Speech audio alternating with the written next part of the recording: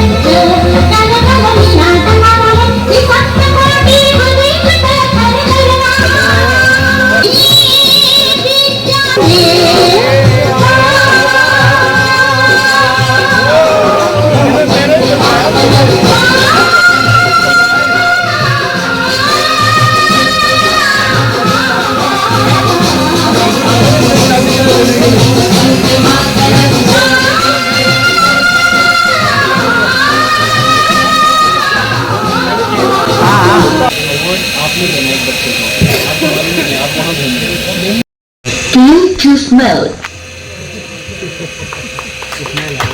भगत सिंह जी भी लगे हैं। भगत सिंह ने की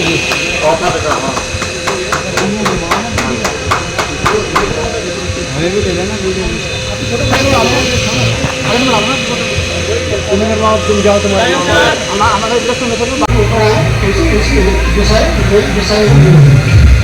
इसके उपलक्ष्य मैं सबका हार्दिक अभिनंदन करता हूँ और महसूस कर सकते हैं कि उस समय उस जनता ने कितना कठिनाइयां सहन की होंगी, कितने लंबे समय तक संघर्ष किया होगा, कितने अनन्य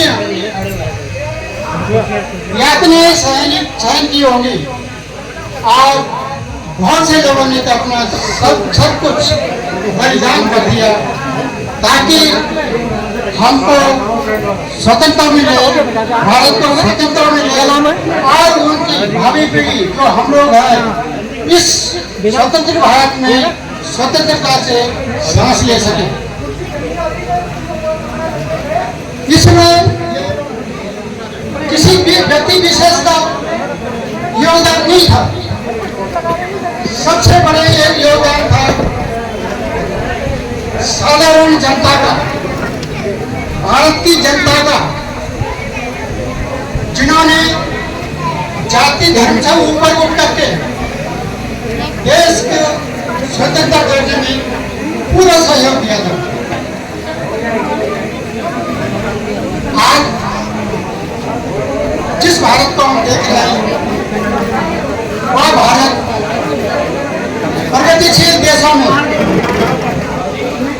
सबसे ऊंचा स्थान पर आता है और हमारे देश के सभी संस्थाएं, सभी वर्ग, सभी विभाग आत्मसमर्पण